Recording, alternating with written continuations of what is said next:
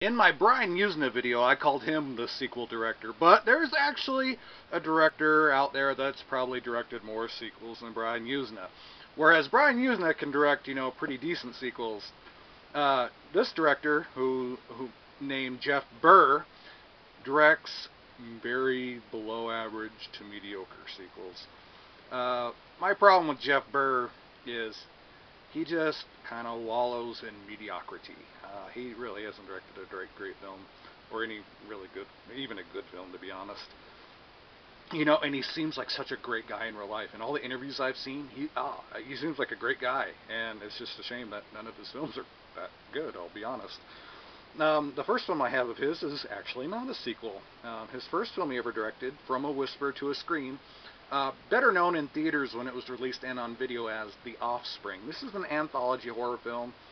Vincent Price is in it. He kind of is in the wraparound story of, and I forget, there's like 3 stories in it. There's some creepy moments, but overall it's pretty average for a horror anthology. I thought this could be much better. But and to be honest, this is the best film Jeff Burr has directed that I have seen anyway, in my humble opinion.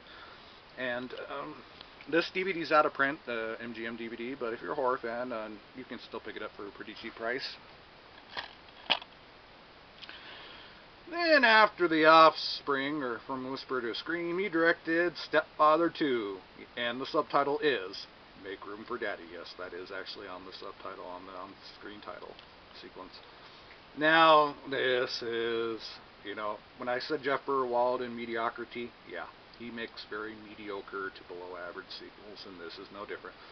The Stepfather, that was an underground success. That I love that. It was released under the radar, and it was a fantastic film. And the sequel is just blah. I mean, Terry O'Quinn returns, and he saves the film. Other than that, I'm not a huge fan of it. I could give or take this sequel, to be honest. It just didn't make a stamp with me. I find it very unmemorable. They did make a Stepfather 3, but that's so horrible. I won't even go there. The third one's not on DVD, and I won't be crying for it anytime soon.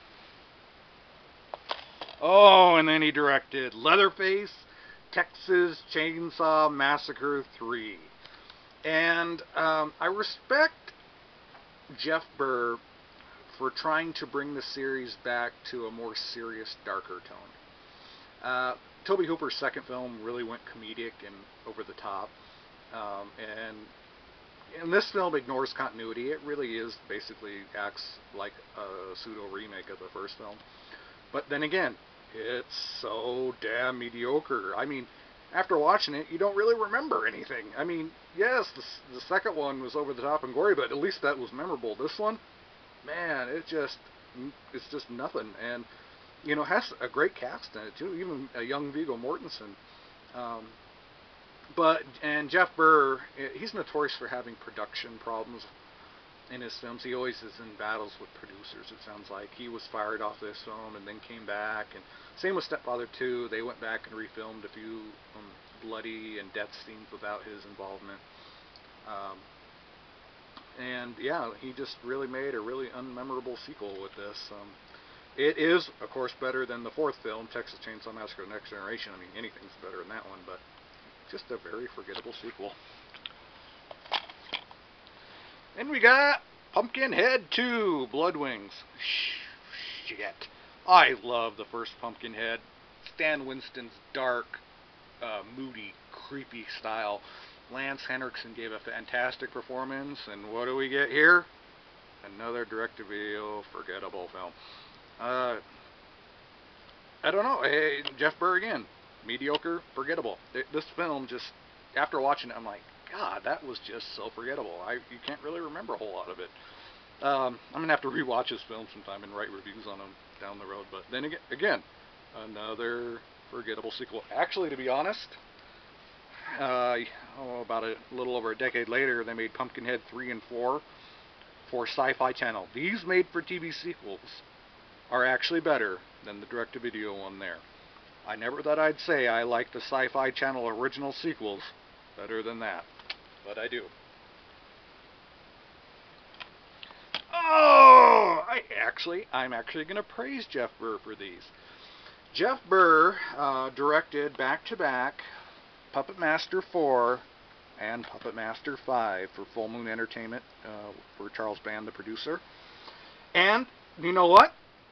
These aren't bad sequels for that series. The Puppet Master franchise as a whole is pretty lame, to be honest, but they're fun. They're low-budget direct-to-video fun films. They got interesting puppet killer characters. And Jeff Burr really brings a good style to these films. You know, he worked professionally with those other sequels, so he brought that professionalism over to the Puppet Master franchise.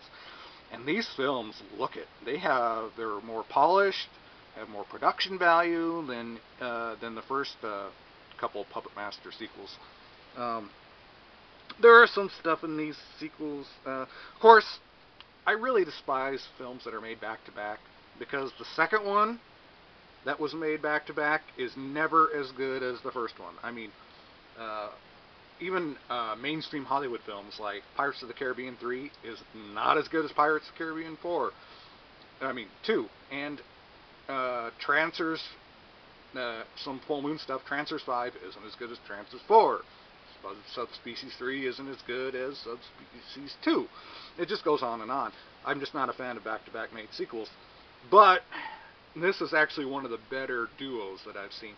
Back-to-back sequels annoy me because they try to take one storyline and split it down the middle, and you get two mediocre films that really have no proper story structure, like The Matrix 2 and 3. Oh my god, they drove me nuts. I wish they would just make one sequel at a time.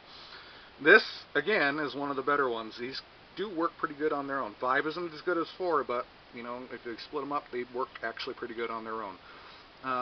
There's some stuff in these films. There's the Demon Lord Sutek in these films looks like something out of a goddamn Power Rangers show.